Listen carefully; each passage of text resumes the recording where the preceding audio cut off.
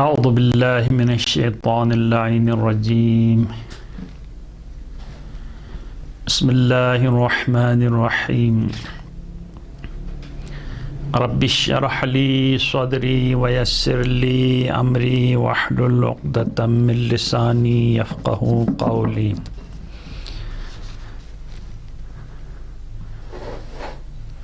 اللہم انطقنی بالہدی والہمنی التقوی ووفقنی الی ما تحب ربنا وترضی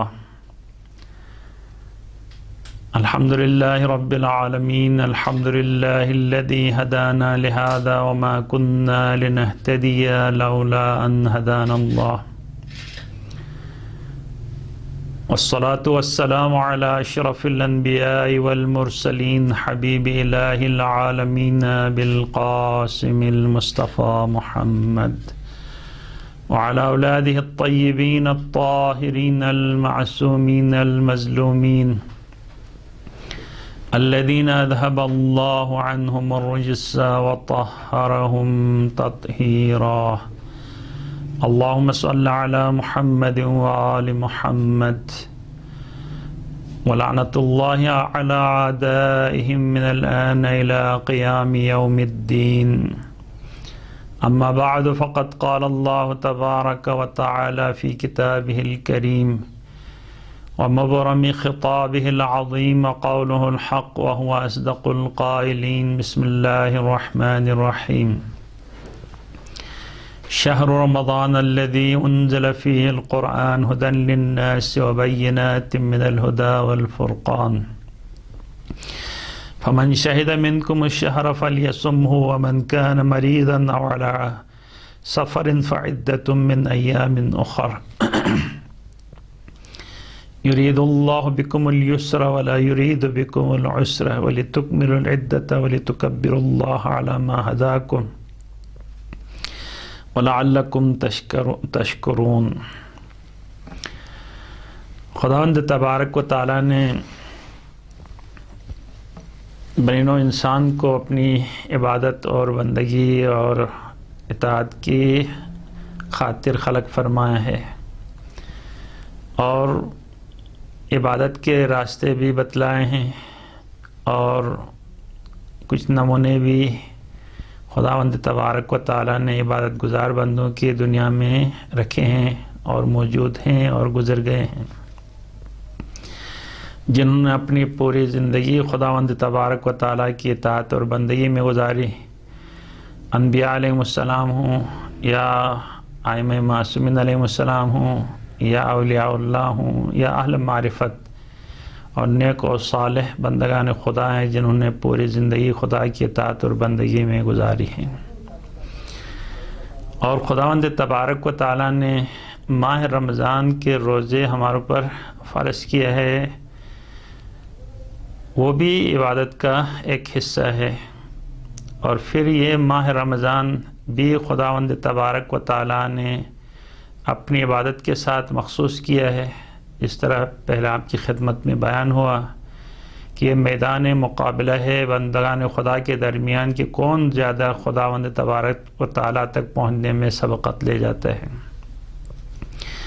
تو کل آپ کی خدمت میں یہ حدیث بیان ہوئی تھی کہ رسول خدا نے ارشاد فرمایا،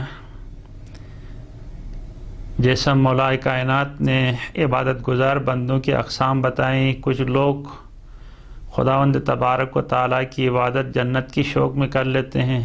تو یہ تاجروں کی عبادت ہے، اور کچھ لوگ جہنم کی خوف میں خدا کی عبادت بجا لاتے ہیں، یہ غلاموں کا جیسی عبادت ہے، اور تیسری قسم کے وہ لوگ ہیں جو خدا کے شکر بجا لانے کے لیے خدا کی عبادت کرتے ہیں، اور یہ آزاد بندوں کی عبادت ہے۔ تو اگر ہم ان تینوں میں سے کوئی ایک قسم کی عبادت کریں ایک ارادے سے تو نجات انشاءاللہ اس کی یقینی ہے، چاہے وہ انسان جنت حاصل کرنے کے لیے اس طرح عبادت کرے جیسے خدا چاہتا ہے، یا جہنم سے بچنے کے لیے ایسی عبادت کرتا ہے، ان احکام کے مطابق عمل کرتا ہے جو خدا کی طرف سے عائد ہوئے ہیں، تب بھی نجات ہے، اور جو افراد خدا کے لیے نہ جہنم کا تصور ہے نہ جنت کی تصور ہے، صرف خدا کی ان عظمت اور نعمتوں کی قدردانی اور شکریہ کے لیے وہ عبادت کرتے ہیں، تو یہ بھی خالص عبادت ہے، اس سے بھی نجات ممکن ہے۔ لیکن ان تینوں درجوں میں فرق ہے۔ آزاد بندوں کی عبادت، غلاموں کی عبادت اور تاجروں کی عبادت ایک جیسے نہیں ہوتی، نجات تینوں کے لیے ہے، لیکن مراتب اور مقامات اور رتبہ اور درجات مختلف ہوں گے تینوں درجوں کے لیے۔ تو رسول گرامی اسلام نے ارشاد فرمایا کہ 4 قسم کی نعمتیں ایسی ہیں، اگر بندگان خدا ان 4 قسم کی نعمتوں کی قدردانی نہ کرے تو مجھے خوف ہے کہ کہیں یہ نعمتیں چھن نہ جائیں۔ ان میں سے سب سے پہلی نعمت یہ تھی کہ خدا نے ہمیں اپنے آپ کو پہچانوا لیا، ہمیں پہچانوایا۔ خداوند تبارک و تعالیٰ نے اپنا آپ کو ظاہر کیا، کنت کنزا مخفیا، یعنی میں چھپا ہوا خزانہ تھا، فاحببت ان اعرف، میں نے چاہا کہ میں پہچانا جاؤں، فخلقت الخلق، میں نے کائنات کی تخلیق کی، لکی اعرف، تاکہ مجھے پہچانا جائے۔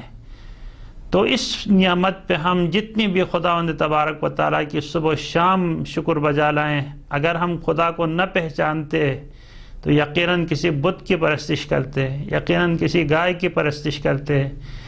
کوئی سورج کے سامنے جھکتا، کوئی ستاروں کے سامنے جھکتا، کوئی کسی انسان کے سامنے جھکتا، کوئی کسی ہاتھ کے بنائی ہوئی مصنوع کے سامنے جھکتا۔ لیکن خداوند تبارک و تعالیٰ نے مسلمانوں کو یہ اعزاز بخشا ہے کہ وہ خدا کو پہچان کے خدا کی بات کرتے ہیں، ان کے دل کی آنکھیں اندھی نہیں ہیں خدا کی نسبت سے۔ لہٰذا اس نعمت پہ جتنی بھی خدا کی شکر کی جائے اور خدا کی شکر کے شایان شان خدا کی عبادت اور بندگی کی جائے کہ وہ جو چاہتا ہے اسی کے مطابق ہم زندگی گزاریں، تو یہ عبادت پہ خداوند تبارک و تعالیٰ کا شکریہ کے طور پہ یہ آزاد بندوں کی عبادت ہے۔ دوسری چیز جس پہ ہمیں خداوند تبارک و تعالیٰ کا شکر بجا لانا ہے وہ یہ ہے، الحمدللہ الذی جعلنی من امت محمد۔ خداوند تبارک و تعالیٰ کے لیے تمام تعریفیں ہیں اس لیے کہ اس نے ہمیں محمد صلی اللہ علیہ وسلم کی امت میں سے قرار دیا ہے۔ اور جس امت کو خداوند تبارک و تعالیٰ نے قرآن مجید کے اندر تمام امتوں کا ذکر کرنے کے بعد فرمایا کنتم خیر امت اخرجت للناس، اے نبی کی امت تم کائنات کی امتوں میں سے سب سے بہتر امت ہیں، اور ہمیں یہ اعزاز حاصل ہے کہ ہم اسی نبی افضل الانبیاء والمرسلین اور خاتم النبیین کی امت میں سے خداوند تبارک و تعالیٰ نے ہمیں قرار دیا مسلمانوں کو۔ یہ واقعاً ایک ایسی عظیم نعمت ہے جس نعمت پہ جتنی بھی خدا کی شکر کریں اور خدا کی شایان شان عبادت کریں تاکہ اس کا شکر بجا لایا جا سکے۔ اب آپ دیکھیں اس وقت دنیا میں مختلف انبیاء کی امتیں شناختہ شدہ اور غیر شناختہ شدہ موجود ہیں۔ عیسائی ہیں، عیسیٰ علیہ السلام کے امتی، یہودی ہیں، حضرت موسیٰ علیہ السلام کی امتی، دیگر مختلف مذاہب اور ادیان کے پیروکار ہیں جو اپنے آپ کو مختلف انبیاء سے منسوب کرتے ہیں، اپنے درمیان آسمانی کتابوں کا ذکر کرتے ہیں، لیکن خاتم النبیین کی شریعت جو تمام سابقہ شریعتوں کو منسوخ کر چکی ہے وہ ابھی منسوخ شدہ ان شریعتوں کے پابند ہے جس کی وجہ سے ان کے لیے کوئی نجات کی گنجائش نہیں۔ اب خداوند تبارک و تعالیٰ نے ہمیں امریکہ میں پیدا کر لیتا تو ہم آج امت عیسائی میں سے، عیسیٰ علیہ السلام میں سے ہوتے، عیسائی مذہب کے دین کے پیروکار ہوتے، اسرائیل میں ہوتے تو یہودی ہوتے، لیکن الحمدللہ خداوند تبارک و تعالیٰ نے ہمیں ایسے ملک میں پیدا کیا جس ملک کے اندر سب کے سب امت محمدی میں سے ہیں۔ تو یہ وہ عظیم نعمت ہے جس کی جتنی بھی شکریہ اور قدردانی کی جائے کم ہے۔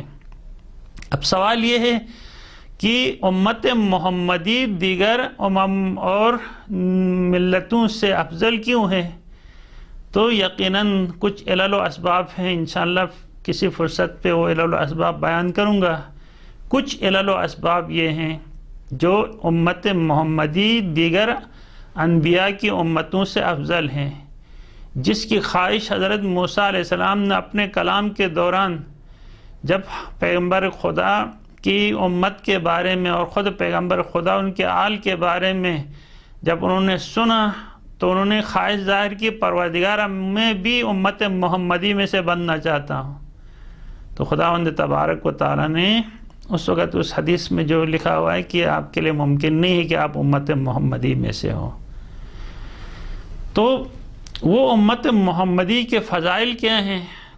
تقریباً بعض روایت میں 10 ایسی خصوصیات ہیں جو اس امت کے اندر ہونے کی وجہ سے دیگران سے یہ امت افضل ٹھہری ہے۔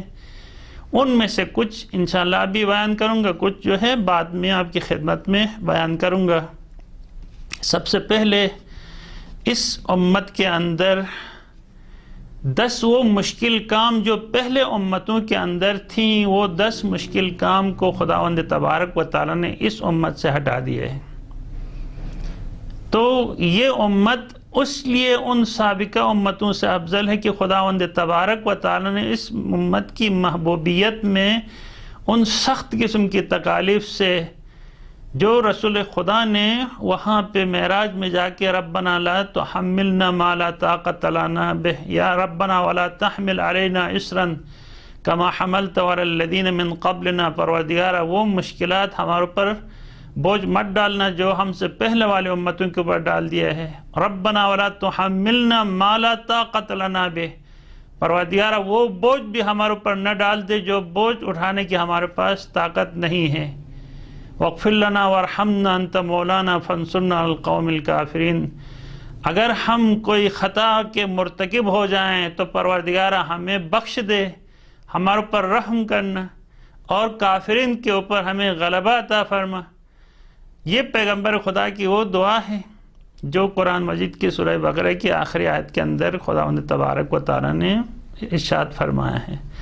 اب ایسے میں 10 مشکل کام جو سابقہ امتوں کے اوپر تھی لیکن ہمارے نبی نے معراج میں جا کے خداوند تبارک و تعالیٰ سے بخشوایا ہے، اس وجہ سے ہماری امت سابقہ امتوں سے افضل ہے۔ ایک بات۔ دوسری بات، ہمارے اس امت کے اندر شعائر اللہ کو رکھا ہے، کچھ ایام ہیں، کچھ راتیں ہیں، ان ایام اور راتوں کے اندر بجائے لانے جانے والی عبادتیں کئی ہزار سالوں اور کئی سالوں کی عبادتوں سے افضل ٹھہری ہیں۔ جس طرح شب قدر کا کنسپٹ ہے جو ماہ رمضان المبارک میں تمام مسلمان ایک رات کو شب قدر کے عنوان سے عبادت میں بسر کرتے ہیں، اور جس کے بارے میں خداوند تبارک و تعالیٰ نے خود ارشاد فرمایا ہے وَمَا أَدْرَاكَ مَا لَيْلَةُ الْقَدْرِ لَيْلَةُ الْقَدْرِ خَيْرٌ مِّنْ أَلْفِ شَهْرٍ، تمہیں کیا معلوم لیلۃ القدر کیا ہے؟ یہ لیلۃ القدر 1000 مہینوں کی عبادت سے افضل ہے، یعنی تقریباً 82 سال اگر کوئی بندہ عبادت کرے تو اس کی عبادت کے برابر ہے ایک شب قدر میں اگر کوئی بندہ عبادت بجا لاتا ہے۔ لہٰذا ایسے افراد گزرے ہیں تاریخ میں، دین کے اندر، مکتب کے اندر، جنہوں نے اسی شب قدر کی رات جو خدا نے پنہا رکھی ہیں ایک حکمت کے تحت، آیا ماہ رمضان کی طاق راتوں کے اندر ہے یا ماہ رمضان کے 3 راتوں میں ہے، مختلف روایات ہیں۔ بعض علماء نے احتیاطاً اس ماہ رمضان کی شب قدر کو درک کرنے کے لیے پوری شب قدر ہر رات کو شب بیداری کی تاکہ شب قدر کنفرم اس رات کی عبادت مکمل ہو سکے۔ بعض علماء نے اور عابدوں نے کوشش کی سال بھر شب بیداری کی ہے شب قدر کی رات کو درک کر اس کی فضیلت کی حصول کے لیے یعنی پورا سال بیدار رہے ہیں۔ یقیناً سال میں سے ایک دن شب قدر ہے، اور جب شب بیداری سال بھر وہی اعمال بجا لائیں تو وہ انسان کتنا خوش قسمت ہوگا جو 1 سال شب بیداری کرے اور پھر اس کا اجر و ثواب 80-82 سال کے برابر اس سے مل جائے، بلکہ اس سے بھی زیادہ مل جائے۔ ایسی راتیں سابقہ امتوں کے پاس نہیں تھی۔ 15 شعبان شب برات کی رات، عرفے کا دن، عرفات کا میدان، حج کے مقامات اور پھر صفا و مروہ کے درمیان طواف خانہ کعبہ، اور پھر جو ہے پیغمبر کی ولادت کا دن 17 ربیع الاول، اور پھر بعثت کا دن 27 رجب، اور معراج کی رات، یہ وہ فضائل جو 15 شعبان کی رات، یکم رجب کی رات، اور عید ضحیٰ کی رات، عید فطر کی رات، یہ وہ راتیں ہیں جن راتوں میں عبادت کو عمر بھر کی عبادت سے افضل قرار دی گئی ہیں۔ یہ انعامات امت محمدی کے لیے ہوئی ہیں، اس سے سابقہ امتوں کے لیے ایسے انعامات نہیں تھی، کیونکہ یہ امت جب نبی افضل ہیں، جس طرح ہمارے نبی کی جو برتری ہے دیگر انبیاء کے اوپر، بے عینی امت محمدی بھی دیگر امتوں کے اوپر وہی برتری رکھتے ہیں جو ہمارے نبی ان انبیاء کے اوپر برتری رکھتے ہیں۔ اس کی وجہ یہ ہے۔ اور پھر اسی طریقے سے ہماری جو امت ہے، جو امت محمدی، امت مرحومہ، اس کے اندر چھوٹے چھوٹے اعمال پہ، جزئی عبادتوں پہ کلی عبادت کا اجر و ثواب دیا جاتا ہے۔ یہ سابقہ امتوں میں ایسا نہیں ہوتا تھا، کوئی بندہ ایک نیکی کرتا تھا تو ایک نیکی کا بدلہ ایک نیکی ہی دیا جاتا تھا، لیکن ہماری امت کے اندر ہمارے رسول نے اس معراج کے دوران خداوند تبارک و تعالیٰ سے جو چیزیں اپنی ملت کے لیے مراعات لی ہیں، ان میں سے ایک یہ ہے کہ اگر کوئی انسان گناہ کرے تو اس گناہ کا ایک ہی گناہ لکھ دیا جائے گا، اگر کوئی نیکی بجا لائے تو اس نیکی کی 10 گنا سے لے کے کئی گنا تک اضافہ اس کا اجر و ثواب ملتا ہے۔ اور یہاں تک اگر کوئی بندہ کسی نیکی کا ارادہ بھی کر لے لیکن وہ نیکی نہ بجا لا سکے، ارادہ کر لے حج جانے کا، ارادہ کر لے زیارت جانے کا، لیکن ارادہ کرنے کے بعد موفق نہیں ہوا جانے میں، لیکن اس کو زائرین میں لکھ دیا جائے گا، ان کو حاجیوں میں لکھ دیا جائے گا۔ کچھ ایسے اعمال ہیں جن اعمال کو بجا لانے سے ان کو حج اور ثواب کا، حج اور عمرے کا ثواب ملتا ہے۔ حدیث میں ہے، امام جعفر صادق علیہ السلام کے پاس ایک حاجی آئے، آنے کے بعد امام علیہ السلام نے پوچھا کہاں سے آئے ہو؟ کہا میں حج سے آیا ہوں۔ کہا حج کے دوران اگر کوئی بندہ خانہ کعبہ کے 7 طواف چکر مکمل کر کے مقام ابراہیم کے پیچھے نماز پڑھتا ہے تو معلوم ہے اس کا اجر و ثواب کتنا ہے؟ کہا یا ابن رسول اللہ آپ بہتر جانتے ہیں۔ امام علیہ السلام نے فرمایا ایک طواف کے دوران جو 7 چکر پہ مشتمل ہوتا ہے، اگر کوئی بندہ خانہ کعبہ کے 7 چکر مکمل کرنے کے بعد جب مقام ابراہیم اور خانہ کعبہ کے دروازے رکن یمانی کے درمیان میں آ جاتا ہے تو جنت کے 8 دروازے اس کے لیے کھول دیے جاتے ہیں، جس دروازے میں داخل ہونا چاہے داخل ہو جا جنت میں، اور اس کے 6 لاکھ گناہ بخش دیے جاتے ہیں، 6 لاکھ ان کے درجات بلند کر دیے جاتے ہیں، 6 لاکھ ان کی حسنات میں، نیکیوں میں اضافہ کیا جاتا ہے۔ راوی نے کہا یا ابن رسول اللہ ایک طواف کا اتنا اجر و ثواب ہے؟ کہا ہاں ایک طواف کا اتنا اجر و ثواب ہے۔ تعجب کیا، تعجب کرنے پہ امام نے کہا ایک ایسا عمل نہ بتاؤ جس کا اجر ثواب اس سے بھی زیادہ ہے؟ کہا یا ابن رسول اللہ ارشاد فرمائیں۔ تو امام علیہ السلام نے فرمایا اگر کوئی بندہ کسی مومن مسلم اور ضرورت مند کی حاجت روائی کے لیے جد و جہد کرے تو خداوند تبارک و تعالیٰ اس کو عمرے کا، طواف کا، حج کا ثواب عطا فرماتا ہے، یہاں تک کہا کہ 10 حج کا ثواب اس سے مل جاتا ہے، ایک بندے کی حاجت روائی کرے۔ تو یہ ہمارے اس امت محمدی کے اندر خدا نے یہ فضیلتیں رکھی ہیں، چھوٹے چھوٹے اعمال پہ بڑے بڑے اجر و ثواب رکھا گیا ہے۔ ایک روزہ 70 سال کے روزوں کے برابر۔ 13 رجب کو اگر کوئی روزہ رکھے، غدیر کے دن کوئی روزہ رکھے،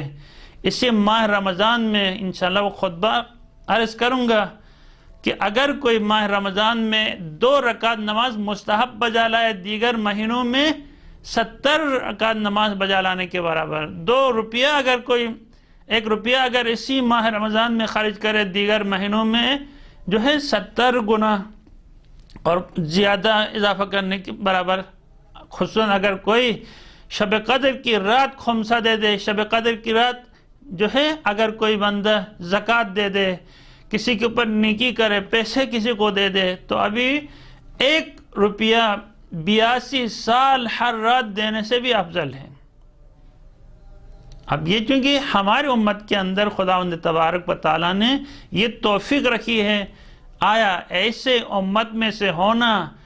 خدا کے لیے شکر بجا لانے کا سزاوار ہے یا نہیں ہے؟ یقیناً خدا کا شکر بجا لانے کا سزاوار ہے کہ اللہ پاک نے ہمیں اتنی آسانی ہے اس امت کے اندر۔ سابقہ امتوں میں بہت مشکلات تھیں، جو ہمارے امت کے لیے خدا نے جو آسانیاں اور فضیلت رکھی ان میں سے ایک یہ کہ ہم امت محمدی میں جو نماز فرض ہے، اس نماز کو جعلت لی الارض مسجدا و طہورا، پیغمبر نے فرمایا میرے لیے زمین کو خدا نے سجدہ بھی بنایا ہے اور طہارت کا ذریعہ بھی بنایا ہے۔ یعنی ہم اس مٹی کے اوپر تیمم کر کے طاہر بھی بن سکتے ہیں، اس مٹی کے اوپر سجدہ کر کے نماز گزار اور سجدہ گزاروں میں سے بھی ہو سکتے ہیں۔ لیکن سابقہ انبیاء کی امتوں کے اوپر فرض تھا کہ وہ اپنے معبد جو ان کی عبادت گاہ ہوتی تھی وہاں پہ نماز پڑھے بغیر کہیں اور نماز نہیں پڑھ سکتا تھا، گھر میں ان کی نماز نہیں ہو سکتی تھی، کسی صحرا میں کسی معبد عبادت کی جگہ کے علاوہ کہیں پہ وہ نماز نہیں ہوتی تھی، وہ عبادت گاہ تک پہنچنے کے لیے کئی کلومیٹر انہیں طے کرنا ہوتا تھا۔ لیکن آج ہمیں امت محمدی میں سے قرار دیا جہاں چاہیں آپ نماز پڑھیں، لیکن افضل یہ ہے کہ انسان مسجد میں نماز پڑھے، جامع مسجد، اس کے بعد جو ہے مسجد نبوی ہے، مسجد حرام ہے، مسجد کوفہ ہے، مسجد اقصیٰ ہے۔ جن مساجد میں اجتماعات بہت زیادہ ہوتے ہیں وہ خدا کے گھر ہیں، اور خدا کے گھروں میں عبادت کرنا اور عام زمین میں عبادت کرنے میں فرق ہے۔ لہٰذا اگر کوئی بندہ اپنے محلے کی مسجد میں پڑھے تو اسے 25 درجے کا ثواب ملتا ہے، بازار کی مسجد میں نماز پڑھے تو اسے 12 درجے کا ثواب ملتا ہے، جامع مسجد میں ایک نماز پڑھے تو اس کی ایک نماز 100 رکعت کے برابر، 100 نمازوں کے برابر ہے۔ ائمہ معصومین علیہ السلام کے حرمہائے مطہرہ میں اگر کوئی نماز پڑھے تو 100 گنا سے لے کے 1000 گنے تک اضافہ اجر ثواب ملتا ہے، مسجد نبوی میں 1000 اور 1,00,000 مرتبہ، اور مسجد حرام میں 10 لاکھ تک کا اجر و ثواب روایت میں لکھا گیا ہے۔ یہ سب کے سب امت محمدی کے اوپر خداوند تبارک و تعالیٰ کا لطف و کرم ہے۔ عبادت ہم مختصر کر لیتے ہیں اور خدا اجر بہت ہی زیادہ دیتا ہے، اور توبہ کا دروازہ خداوند تبارک و تعالیٰ نے ہمارے لیے کھلا رکھا ہے۔ جب بھی انسان توبہ کرتا ہے، گناہ کرنے کے بعد 3-4 گھنٹے تک یا 7 گھنٹے تک نامہ اعمال میں گناہ نہیں لکھ دیے جاتے ہیں، اسی دوران اگر بندہ پشیمان ہو جائے تو محو کرنے کا حکم ملتا ہے، اور اگر اس وقت متوجہ نہ ہو جائے، توبہ تائب نہ ہو جائے، تو پھر بعد میں بھی جب اسے یاد آ جائے عزم و ارادے کے ساتھ انسان توبہ کر لے تو خداوند تبارک و تعالیٰ اس سے بخش دینے کا وعدہ کیا ہے۔ قُلْ يَا عِبَادِيَ الَّذِينَ أَسْرَفُوا عَلَىٰ أَنفُسِهِمْ لَا تَقْنَطُوا مِن رَحْمَةِ اللَّهِ إِنَّ اللَّهَ يَغْفِرُ الذُّنُوبَ جَمِيعًا۔ جو بندہ جتنا بڑا گناہگار ہو وہ میری رحمت سے مایوس نہ ہو جائے، میں اس کے سارے گناہ بخش دوں گا۔ ان اللہ یغفر الذنوب جميعا، خدا وہ ہے جس کے سارے گناہ جميعا یعنی تمام کے تمام گناہ بخش دے گا۔ جب ایک ایسی امت کے اندر پیغمبر کی خدمت میں ایک شخص آیا، یا رسول اللہ میں ایک ایسا بدبخت انسان ہوں جس نے اپنی زندگی میں کوئی ایسا گناہ نہیں چھوڑا ہے، کوئی گناہ نہیں چھوڑا ہے، اب میں پشیمان ہوں، میں کیا کروں، میرے لیے توبے کی کوئی گنجائش ہے؟ تو رسول خدا نے اس سے فرمایا ہاں توبے کا دروازہ ہر وقت کھلا ہے، لیکن آپ کی توبہ کی قبولیت کے لیے کچھ اعمال بہت زیادہ کارآمد ہیں۔ ان میں سے ایک عمل یہ ہے کہ آپ بتائیں آپ کے والدین زندہ ہیں یا نہیں؟ کہا والد زندہ ہے، والدہ زندہ نہیں ہے۔ کہا جاؤ اپنے والد سے اپنے لیے توبے کی قبولیت کی خدا سے فریاد کرواؤ، اپنے والدین کے ساتھ، والد کے ساتھ نیکی کرو، وہ آپ کو خدا سے بخشش طلب کرے گا تو خدا آپ کو بخش دے گا، آپ کی توبہ قبول ہوگی۔ وہ وہاں سے چلے گئے تو پیغمبر نے اصحاب سے کہا کاش اس کی ماں زندہ ہوتی تو یہ بہت جلدی اس کی توبہ قبول ہو جاتی ہے، کیونکہ ماں کی دعا بہت زیادہ اثر انداز ہوتی ہے انسان کی شخصیت کے بنانے اور بگاڑنے میں۔ لہٰذا وہ اولاد جن کے والدین زندہ ہیں، جو اولاد کے والدین زندہ ہیں، قدر جان لیجئے اسی ماہ رمضان المبارک میں جو توبہ اور انابہ اور استغفار کا مہینہ ہے۔ اپنے والدین کی قدردانی کریں، اپنے والدین کے اوپر احسان کریں، ان کی خدمت کریں، ان کو پیسوں سے نوازیں۔ اکثر و بیشتر والدین اپنے بچوں سے گلمن ہوتے ہیں۔ آپ سے میری گزارش ہے، جتنے لوگ اس پیغام کو سن رہے ہیں، دیکھ رہے ہیں، ان سے میری گزارش ہے وہ ہنر سیکھیں کہ والدین کو کس طرح آپ خوش کروا سکتے ہیں۔ آپ والدین کے لیے کپڑے خریدیں، ان کے لیے کپڑے ان کے پاس پہلے سے ان کو پیسے چاہیے، آپ ان کو کھانا کھلائیں، آپ ان کو ہر چیز دے دیں۔ جب تک والدین کے ہاتھ میں نقد پیسے نہیں دیں گے وہ آپ سے راضی نہیں ہوتے ہیں۔ تو آپ کو وہ کام کرنا ہوگا کہ اپنے والدین کے ہاتھ میں نقد پیسے دے دیں، کیونکہ اس سے وہ خوش ہوتے ہیں، تو وہ کام کریں۔ باقی جتنی بھی آپ خدمت کریں، آپ سب کچھ کرتے ہیں، لیکن نقد پیسے دینے کے لیے آپ تیار نہیں رہتے ہیں، جس کی وجہ سے آپ کے والدین آپ سے راضی نہیں ہوتے ہیں۔ لہٰذا اس مہینے میں والدین کو نقد رقم دے کے کہیں ایسا آپ عیاشی کریں، اپنے لیے افطاری بہترین سحری کا انتظام کریں، عید کے لیے اپنے لیے بہترین کپڑے خریدیں، اب ان کو ایک ایسے رقم دیں، آپ ان کی مرضی ہے وہ خریدیں یا نہ خریدیں، لیکن ان کا دل شاد ہوگا، پھر آپ کے لیے ان کی منہ سے دعائیں نکلیں گے۔ تو یہ والدین کی دعاؤں سے لوگ انبیاء کے مقامات تک پہنچ گئے ہیں، انبیاء کے مقامات تک پہنچ گئے ہیں۔ اور دنیا میں انسان کی کامیابی کے راز ان کے والدین کی دعائیں ہیں۔ جس نے بھی ترقی کی ہے کہ اچھے منصب تک پہنچا ہے تو ان کے والدین کی دعائیں ان کے پیچھے ہیں۔ لہٰذا خداوند تبارک و تعالیٰ نے والدین کو ذخیرہ قرار دیا ہے کہ توبہ کروانا اور توبہ کی قبولیت کے لیے اپنے والدین کا سہارا لے لیں۔ اور پھر اس کے بعد اسی امت میں سے خداوند تبارک و تعالیٰ نے جو کچھ ہمارے لیے قرار دیا ہے وہ توبے کا دروازہ ہمارے لیے کھولا ہے، اس امت میں سے عاشورہ کو قرار دیا ہے، اس کی اپنی فضیلت ہے، وہ انشاءاللہ پھر کبھی آپ کی خدمت میں بیان ہوں گی۔ اور چوتھی نعمت جس کے اوپر خدا کا شکر بجا لایا جائے، پیغمبر کی فرمان ہے کہ میں ڈرتا ہوں کہ اگر اس پہ شکر بجا نہ لایا جائے تو شاید نعمت چھن جائے، وہ ہے کہ خداوند تبارک و تعالیٰ نے روزی کا انتظام اپنے پاس رکھا ہے، اپنے بندوں کی روزی کا انتظام اپنے ہاتھ میں رکھا ہے۔ اور یہ واقعاً ہمارے اوپر احسان ہے کہ ہمیں تنہائیوں میں جا کے اپنے رب سے مانگیں، کسی کے دروازے میں جانے کی ضرورت نہیں ہے۔ جس طرح پہلے بیان ہوا جناب مریم سلام اللہ علیہا محراب عبادت میں بیٹھ کے خدا کی درگاہ میں سرب سجود ہیں، عبادت میں مصروف ہیں، خدا ان کی رزق کا انتظام اپنے ہاتھ میں۔ حالانکہ زکریا پیغمبر نے کفالت کی ذمہ داری لی ہوئی تھی، لیکن اس کے باوجود خداوند تبارک و تعالیٰ ڈائریکٹ اپنے اس بندے خاص کے لیے جو اس نے اپنا آپ کو خدا کی عبادت کے ساتھ مخصوص کیا ہوا تھا، اس کے لیے خداوند تبارک و تعالیٰ نے ڈائریکٹ عنایت کی۔ یہ صرف حضرت مریم سلام اللہ علیہا کے ساتھ نہیں، ہر وہ بندہ جس نے اپنا آپ کو خداوند تبارک و تعالیٰ کے ساتھ وابستہ کیا ہوا ہے۔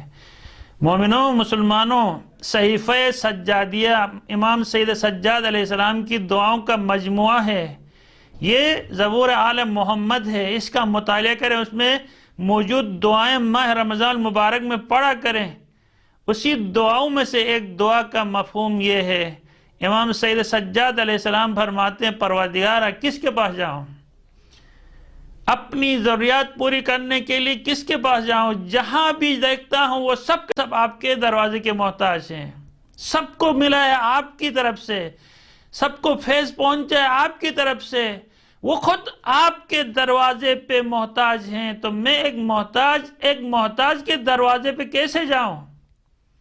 لہٰذا میری ضمیر مجھے گوارا نہیں کرتی کہ میں ایک محتاج دوسرے محتاج کے دروازے پہ جاؤں۔ پروردگارہ آپ وہ ہے جو ڈائریکٹ اپنے بندوں کا سنتا ہے اور ڈائریکٹ اپنے بندوں کو نوازتا ہے۔ روزی کا انتظام آپ نے اپنے ہاتھ میں رکھا ہے۔ وہ مرد ایک مالدار شخص ہے، رات کو اپنے بستر پہ سونے کی کوشش کر رہا ہے، اس کو نیند نہیں آ رہی، ادھر ادھر پلٹے کھا رہا ہے۔ آخر نیند نہیں آئی تو اس کے اندر سے اس کی ایک آواز جو اس نے اس کو گھر سے باہر نکالا، گلی کوچوں میں گھومنے پھرنے لگے تاکہ تھوڑی سی تھکاوٹ محسوس ہو، آ کے میں آرام سے سو جاؤں۔ اس کا گزر ایک مسجد سے ہوا اور مسجد کے اندر سے آوازیں آنے لگی۔ اندر جا کے دیکھا تو ایک بندہ نماز کے حالت میں ہے اور مصلی بچھایا ہوا ہے، اللہ سے فریاد کر رہا ہے، پروردگار آپ جانتے ہیں میری بیوی کا بچہ ہونے والا ہے، میرے پاس کھانے کے لیے کچھ نہیں ہے، مجھے 10,000 درہم یا جو بھی رقم چاہیے، پروردگار میرے پاس تیرا علاوہ کوئی اور نہیں ہے، میں کیا کروں؟ یہ بندہ جو مالدار شخص تھا، اس نے جب اس کی یہ التجا سنی درگاہ خداوندی میں تو اس نے جا کے 10,000 جتنے رقم اس کے مطلوب تھی وہ اس کو دیتے ہوئے کہا، بندے خدا آپ ادھر مسجد میں آ کے کس کو آپ سناتے ہیں؟ آپ ہمارے پاس آئیں، اپنی حاجت لے کے اپنی ضرورت لے کے ہمارے پاس آئیں، یہ لو پیسے، اور آئندہ بھی آپ سے کہتا ہوں جب بھی آپ کو کوئی ضرورت پیش آئے تو آپ میرے پاس آ جائیں، میں آپ کی ضرورت پوری کر دوں گا، اس کے بعد آپ کو مسجد میں آنے کی ضرورت نہیں ہے۔ تو اس بندے خدا نے کہا، نہیں، میں کبھی تمہارے پاس نہیں آؤں گا، میں مسجد میں ہی آؤں گا، اپنے رب کو پکاروں گا، میرا رب تمہیں یہاں بلائے گا جو مجھے دینے کے لیے، اور یہ ابھی اسی طرح مجھے دیا ہے۔ میں نے آپ کو آپ کے پاس نہیں آنا، کیوں میں آپ کے پاس آ جاؤں؟ آپ میرے پاس آ جائیں گے۔ تو خداوند تبارک و تعالیٰ اتنا مہربان ہے۔ لوگوں، آپ نے اپنی زندگی میں کئی ایسے تجربے کیے ہوں گے، اچانک کوئی چیز کی خواہش ہوتی ہے آپ کو اور دل میں اللہ سے فریاد کرتے ہیں، وہ چیز آپ کو دروازے پہ دہلیز پہ مل جاتی ہے، بندے آ جاتے ہیں۔ بہت ساری دنیا میں ایسی واقعات موجود ہیں جو خدا نے اس طریقے سے، دنیا میں کچھ لوگوں کی ڈیوٹی ہی یہی ہے جو بندگان خدا کی حاجت روائی کریں، یہ خدا نے ڈیوٹی لگائی ہوئی ہے۔ لہٰذا آپ خدا سے وابستہ رہیں، خدا کی اطاعت اور بندگی کریں، معصیت سے باز آئیں، تقوی اختیار کریں، تو خدا شاہد ہے، خداوند تبارک و تعالی ڈائریکٹ بھی انڈائریکٹ بھی رزق کا انتظام کر لیتا ہے۔ تو یہ وہ نعمت ہے کہ خدا نے ہمیں اپنے ساتھ وابستہ رکھنے کی نعمت سے نوازا ہے، تو ہم اس نعمت پہ کتنا شکر کریں۔ آج دنیا میں اعلیٰ حکام تک پہنچنے کے لیے کتنے ادنا ملازمین ہاتھ پیر مارتے ہیں، سفارشیں لگاتے ہیں، صدر تک پہنچنا، وزیر اعظم تک پہنچنا، آرمی چیف تک پہنچنا، یا کوئی چیف سیکریٹری اعلیٰ آفیسر تک پہنچنا، کسی وزیر تک پہنچنا آپ ایک خواب ہو سکتا ہے، لیکن کائنات کا مالک، خالق، رازق، جس نے ان سب کو خلق فرمایا، وہ کہتا ہے تمہیں کسی کے پاس جانے کے سفارش لڑانے کی ضرورت نہیں ہے، مجھے سے ملو، تنہائیوں میں راتوں کو اٹھو اور جو آپ مانگتے ہو میں تمہیں دینے کے لیے، ادعونی استجب لکم، مجھے پکارو میں تمہیں جواب دینے والا ہوں۔ اسی آیت میں، اسی جو قل یا عبادی الذین، یہ آیہ مجیدہ میں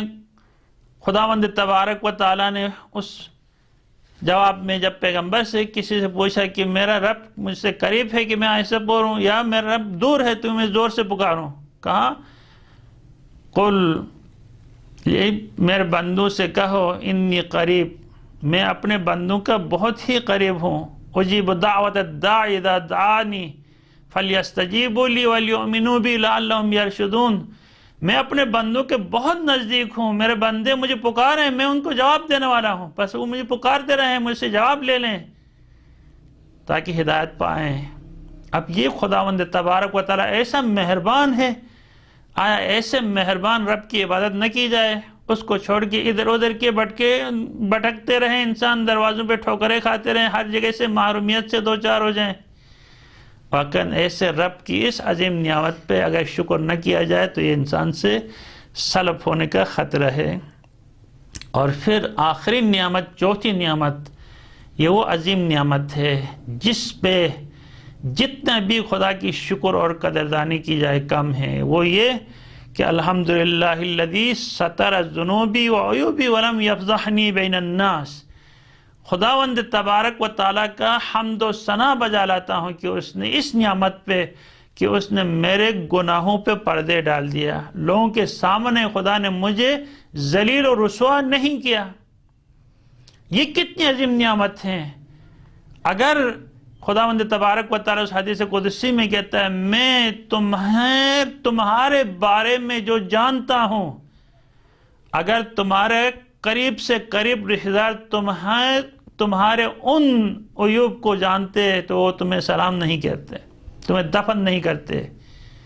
لیکن میں اتنے جاننے کے باوجود میں دیتا بھی ہوں، میں مالک بھی، میں نے تمہیں خلق بھی کیا ہے، اس کے باوجود تم اتنے گناہ کرتے ہو، میری معصیت کرتے ہو، میری موجودگی میں آپ کو لوگوں کے سامنے شرمندہ نہیں کرتا، تمہارا راز فاش نہیں کرتا، میں تمہیں لوگوں کے سامنے ذلیل نہیں کرتا۔ اور وہ جو ہم نے نیکیاں چھپ کے کرتے ہیں تو ہمارا رب ان نیکیوں کو اتنا پھیلا دیتا ہے کہ ساری دنیا میں ہماری نیکیاں پہنچ جاتی ہیں، بات پہنچ جاتی ہے۔ جو ہم ایک بند کمرے میں بیٹھ کے کوئی کام کرتے ہیں، اس کام میں اگر للہیت ہو تو وہ کام پوری دنیا میں پھیل جاتا ہے۔ یہ خدا کی کرامت ہے اپنے بندوں کے اوپر۔ مولا امیر المومنین علیہ السلام اس دعائے کمیل میں ارشاد فرماتے الہی کم من قبیح سترت وکم من فادح من البلاء اقلت وکم من اثار وقیت وکم من جمیل لست اہلا لہ نشرت۔ پروردگارہ کتنے ایسے برے کاموں سے آپ نے ہمیں روکا، کتنی مصیبتوں سے ہمیں نجات دیا، کتنی مشکلات سے ہمیں محفوظ رکھا، اور کتنے ہماری لغزشات کو تو نے ہمیں بخش دیا، اور کتنے ہمارے چھوٹے چھوٹے کاموں کو آپ نے پوری دنیا میں پھیلا دیا، ہماری نیکیوں کو۔ ایک دفعہ جناب موسیٰ علیہ السلام کے زمانے میں کات سالی ہوئی، لوگوں نے آ کے موسیٰ علیہ السلام سے التجا کیا یا کلیم اللہ، اب خداوند تبارک و تعالیٰ سے طلب باران کریں، ملتیں ہلاک ہو رہی ہیں، لوگ تباہ ہو رہے ہیں، کھیتی باڑی برباد ہو رہی ہے۔ تو جناب موسیٰ علیہ السلام نے سب کو ایک جگہ پہ جمع کرنے کا حکم دیا، اور سارے جو لوگ ایک جگہ پہ جمع ہو گئے۔ جمع ہونے کے بعد ابھی خدا سے التجا کرنے والے تھے، اتنے میں خداوند تبارک و تعالیٰ کی طرف سے آواز آئی کہ یا موسیٰ، تمہارے اس اجتماع کے اندر ایک ایسا گناہگار ہے جس گناہگار نے 20 سال میری معصیت کی ہے، میری مخالفت کی ہے۔ وہ بندہ جب تک اس محفل کے اندر ہے میں کبھی ایک قطرہ بارش نہیں برساؤں گا جب تک وہ یہاں سے اٹھ کے نہیں چلا جاتا ہے۔ تم موسیٰ اس بات کو پہنچا دو اپنے اجتماع میں، اتنے ہزاروں کا اجتماع ہے۔ موسیٰ علیہ السلام نے کہا پروردگارہ یہ بات اتنے بڑے اجتماع تک کیسے پہنچا لوں؟ خداوند تبارک و تعالیٰ نے کہا آپ بس صرف کہہ دو تو پہنچانے کی ذمہ داری میرے اوپر، میں پہنچا دوں گا۔ موسیٰ نے کھڑے ہو کے کہا اے لوگوں سنو، خدا کا پیغام ہے، آپ میں سے ایک بندہ ہے جس نے 20 سال خدا کی معصیت اور مخالفت کی ہے، گناہ میں غرق ہوا ہے۔ اب وہ بندہ کی وجہ سے بارش رکی ہوئی ہے، وہ یہاں سے نہیں چلا جاتا تب تک بارش نہیں برسے گی۔ لوگوں نے ایک دوسرے کی طرف دیکھنے لگے، یہ بندہ کون اٹھتا ہے؟ ابھی کوئی نہیں اٹھتا ہے۔ جو حقیقی معنوں میں جس نے 20 سال خدا کی معصیت کی وہ جانتا ہے وہ بدبخت اور شقی وہ خود ہے، اور اس نے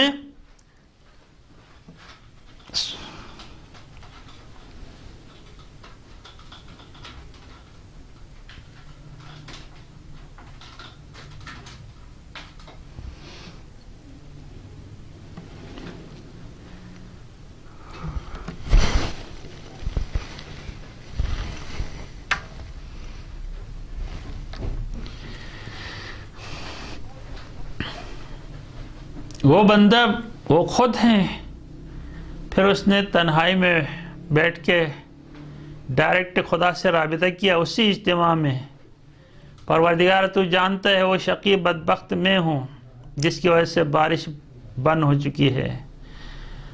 پروردگارا اب میں یہاں سے اٹھوں گا تو میں نمایاں ہو جاؤں گا اور میں پہچانا جاؤں گا کہ میں ہی وہ بدبخت ہوں جس نے 20 سال خدا کی معصیت کی ہے، اور اگر میں نہیں اٹھتا ہوں تو ان لوگوں کے اوپر بارش نہیں برستی ہے جس کی وجہ سے ہلاکتیں ہو جاتی ہیں۔ اب میں کیا کروں پروردگارا؟ میں ایک دو راہے پہ کھڑا ہوں، اپنی عزت کو داؤ پہ لگاؤں یا ملت کی تباہی کو؟